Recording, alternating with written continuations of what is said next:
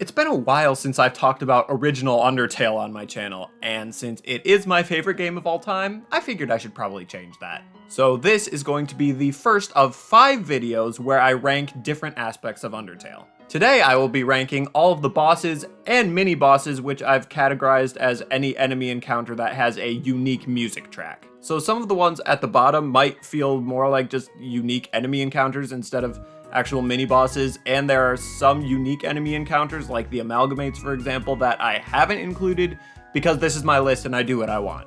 For this video, I will be ranking them mostly based on gameplay and presentation. Story significance will still be a factor, but a relatively small one since I will be doing a separate ranking of the game's best story moments eventually. I think that's all I've got to say in terms of intro, but before we get started, I guess Corn, Popo, and the others have something to show you that Crab is going to edit in here. If you don't know who they are, I've made a playlist of all the videos that they've appeared in that I've linked down in the description, because that's a thing we need now, I guess. But yeah, over to them. Why are we all here again? Crab, this is an Undertale video, right? Yeah? Good, then people will actually watch it. You, have a message for the audience? I have a mission for everyone. Our good friend, Junior Corn Popo, has gone missing. On a scale of 1 to 10, it's not good. So, Dog Bass counts as a unique music track, right? Okay, I know that's pushing it, but it uses the mini-boss motif, so I'm rolling with it. Dog Eye, or Dogamy and Doggeressa, is a fun little encounter that is really the first to have a relatively complicated method of sparing, which their dialogue leads you through nicely. I also like how if you're trying to kill them, the attacks change in different ways depending on which one you kill first. That's a nice touch that gives them just a little bit of extra personality. But other than that, they've only got 2 relatively basic attacks, and the encounter doesn't factor into the story at all. What the dog doing? I guess D tier in this video is Dog tier, because finishing out the tier we have Greater Dog, which I know is also pushing it in terms of inclusion on this list since Dog Song plays in a few other places in the game, but this is the only enemy encounter that uses it, okay? It counts. Greater Dog is similar to Dog Eye in some ways, namely that it only has 2 attacks and no story relevance, but has a fun spare method. Actually, it has 3. The normal one that the dialogue box leads you through, throwing a stick like with any of the other dog enemies, or ignoring it 4 times. Plus, all of these come back for Endogeny in the True Lab, which is cool. The main thing that puts it above Dog Eye though is just how goofy it is. The song, the sprite, I just love it. But it's still too simple and overall irrelevant to go any higher than this. Oh no, this is so sad. Whatever shall we do? Come on, she's your biggest fan. She didn't tell you where she was going? No, I haven't seen her since, well, last time we did an episode of your show together. So, a long time. Well, that was a long time ago. Good times. Guys, I don't know if I've ever said this before, but I am so sorry for the phase I went through back then where I made hee-heeing into literally my only personality trait. Yep, you sure did that. Yes, you did. There's no part of me that's dead inside, not even the dead part. Okay, now this one is definitely, unquestionably, a mini-boss. The first mini-boss, in fact, Napstablook. And of course, being the first, the encounter is relatively simple, with only a few attacks and a simple spare method, but what it lacks in complexity, it makes up for in charm. Not only from his normal dialogue, but from things like the really not feeling up to it right now, sorry, and the way you can't actually hurt them, they just lower their HP when you try to because they don't want to be rude, and then they just leave when it reaches 0. It's cute. And you even run into them a few more times later on, which makes the encounter feel like it actually matters in some way, which is always nice. For being an encounter that most people probably won't go out of their way to find even if they do know about it, So Sorry is actually a pretty decent fight. They're not much as a character, their dialogue is gimmicky, but pretty relatable, I guess. The fight itself, though, while not having a super huge variety of attacks, actually has a few that are pretty hard to dodge. At least if you suck like me. The fight has a few other neat quirks too. One being that So Sorry can have a variety of different hats, and the other being that the fight changes if you attack them right from the beginning. I mean, the change is that they just keep repeating their easiest attack over and over, but any of the other attacks wouldn't make sense with the dialogue, so it's at least some nice attention to detail. Guys, focus! Junior Corn Popo! Why does she even call herself that? It makes no sense! When was the last time you saw her? Right before we came through the portal. She said she'd be right behind us, right, Crab? Well, yeah, but that doesn't mean she's missing. You're right. I know. Wait, then why? She isn't just missing. She's been kidnapped. Okay, how could you possibly know that? I'm so glad you asked. I know this because guess who else has coincidentally gone missing? Your old shirt? No! I do miss that shirt, though. But no, I'm talking about our old nemesis. Nyeh! Lord Tiny and Dummy! Starting off B tier, we have one of the few bosses on this list where it's actually really hard to talk about the boss fight without talking about the story around it, because Toriel isn't exactly a fun fight, and it's not meant to be. Sure, her attacks can take some skill to dodge, but the thing is, you don't have to dodge them because Toriel will not kill you, except in the rare case that she does so on accident, but it's very hard to get that to happen even if you're trying. So it's not exactly a great boss fight by traditional standards, but it still does a really great job of engaging the player by making them have to work out on their own how to spare her, or alternatively, by making them kill her on accident if they were attempting to get her to low health just to prove their strength to her, which then in turn might teach some players about the power of reloading their save file. So it does its job in the narrative really well, but it's still gonna end up relatively low on a boss fight ranking. I have the power of anime on my side! So I've had the Switch version since it came out, but I had never actually fought Mad Mew Mew before now. And I don't know, it's just okay. The two joystick gimmick is fun and leads to some pretty difficult attacks, especially once it lets you move up and down, but I guess it just felt too short. Like, it needed more attacks that didn't just use these circular bullets. I know there was one, but it only came up twice, it just needed more. Or maybe it needed a longer, more difficult final special attack or something. I was just kind of surprised when it ended, even the second time I did it. The dialogue is decent enough, but nothing special by Undertale standards. Just a perfectly okay version exclusive secret boss fight. This isn't what I expected at all! I swear this is the last time I'm going to say this, but this one isn't really a boss fight. Heck, this one isn't even a fight. And yet, it still felt wrong to not include Mettaton Neo on this list, just for the presentation and the subtext. First of all, the Neo design is super cool. But besides that, we get the implication that Mettaton's original body that Alphys presented to Asgore was built only for looks, having low defense and no way of attacking. Then, as with the other Genocide Route exclusive encounters, there's all the implications of why Mettaton is doing this that just adds so much to the character. So it is more of a story moment than a boss fight, but I kind of doubt that this would end up on that future list anyway, just because this game has so many good moments, so I figured it did make sense to include here.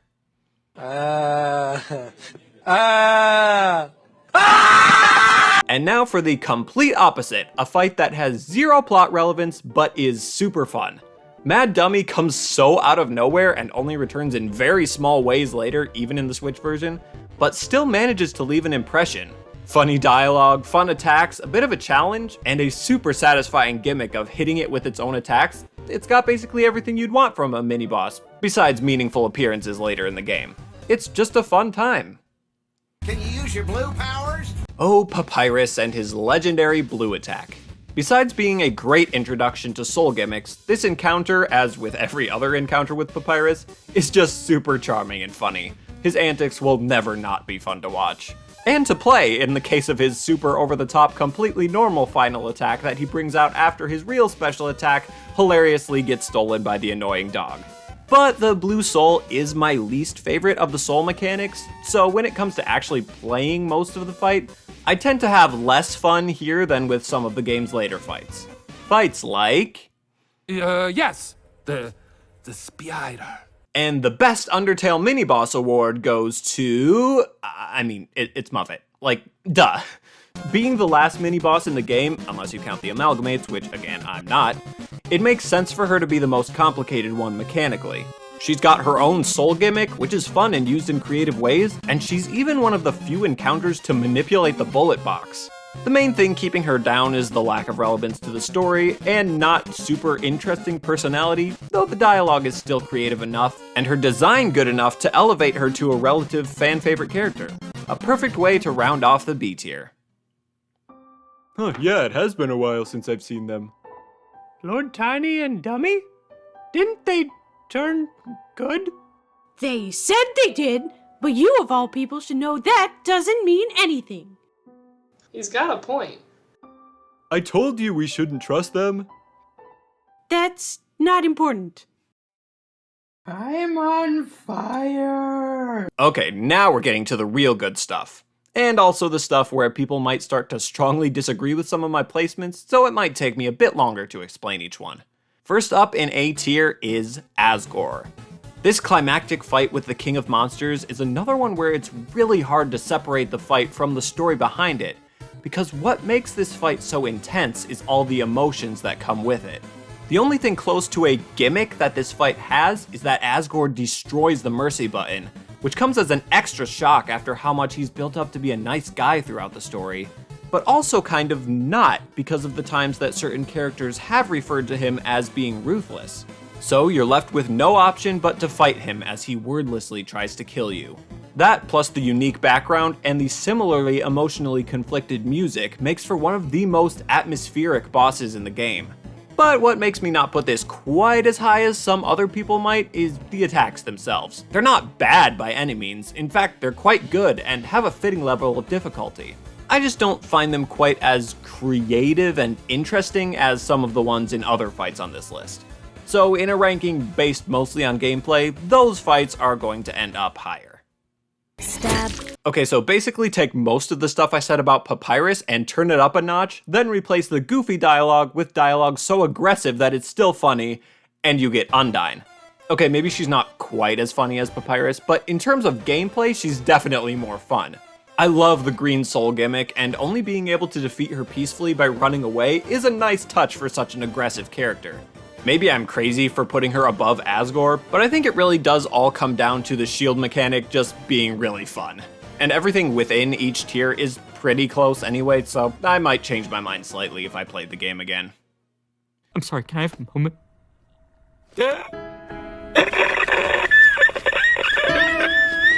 And now we have the biggest exception to the story significance is only a small factor rule, because otherwise a fight where you can't really die would not be up this high. But here he is, the third and final dreamer of this video, Asriel. This is such a weird fight to talk about in a video like this, because the fight itself is hardly the point of this encounter. But I'm not just going to reiterate to you the whole story around it, because, well, for one, I know you already know it, you know how good it is. And also because you'd best bet this is going to end up somewhere on the story moments list, so I'll talk about it more then. So for the fight itself, the attacks are pretty good, and the second and third phases use the act button in some cool ways. And having short rehashes of previous bosses is pretty neat too. All I'll say beyond that is that I feel this spot at the top of A tier is well deserved. Okay, but have you even looked for them anywhere? Yes! I went back through the portal and looked all over the place. Then I even tried looking on the internet. I tried reverse image searching. I tried everything! By which I mean, I tried those things, and now I'm trying this. Oh wow, then maybe she actually is missing. That's what I've been saying! So now you want Phil's audience to help you look for her? No, I want Phil's audience to help us look for her. Oh boy. While Phil's viewers scour the internet for any glimpse of Junior Corn Popo, Lord Tiny, and Dummy, we'll go look for them wherever Crab's black eyes tell us to, or something. Hey, you can't force these things. Undying. You should choose your words more carefully. Oh, here we go, S tier time. I imagine it's pretty hard to design a boss that is both incredibly hard, but also feels fair. The key to this is attacks that are hard to react to, but are able to be learned with practice, which is not only good game design, but is integral to the narrative of the genocide route. This applies to both of the real bosses of this route, and they are both so close in quality for me. So which one do I like slightly less?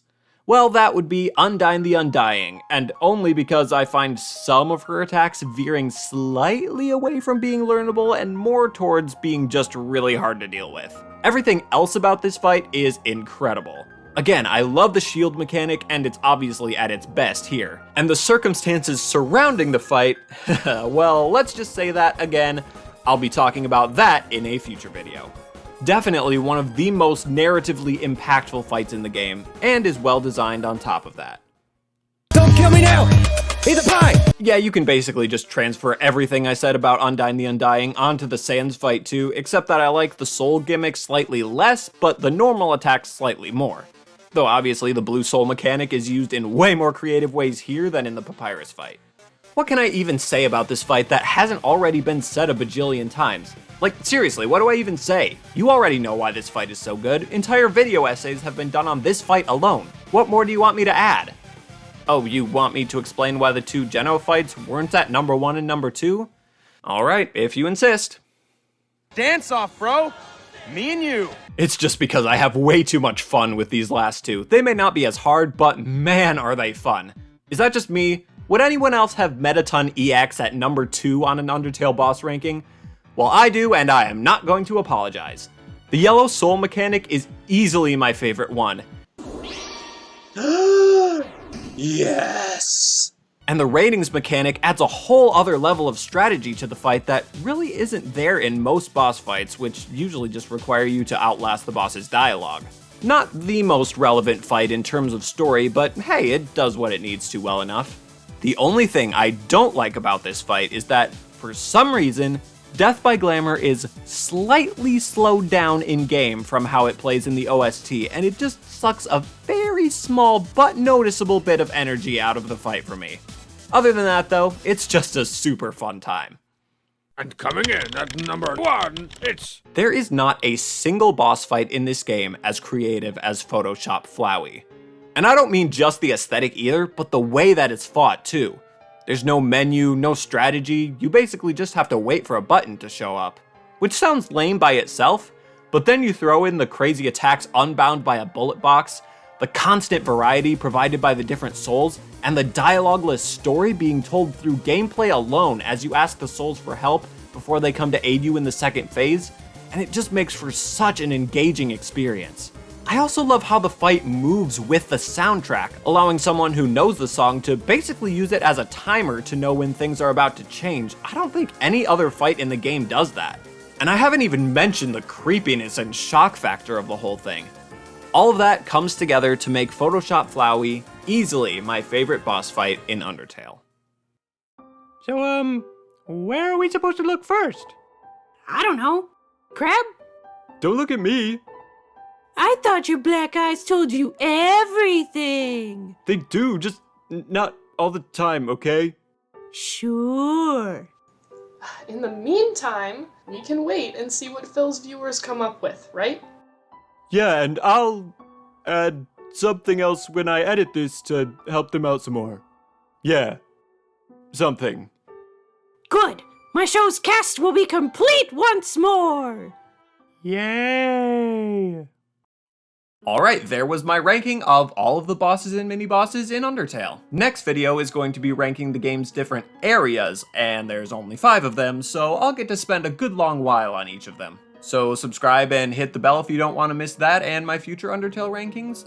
You can check the links in the description for my Discord server, Twitter, Twitch, and Patreon, and I will see you all in that next video, or whichever video of mine you choose to watch next. Bye!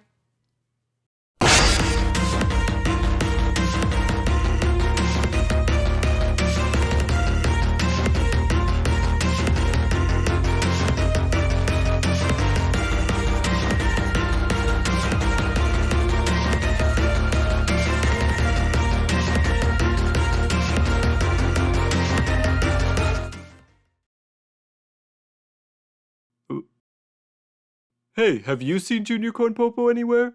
Yeah! Wait, really? Where? In the Who! Huh? The Who!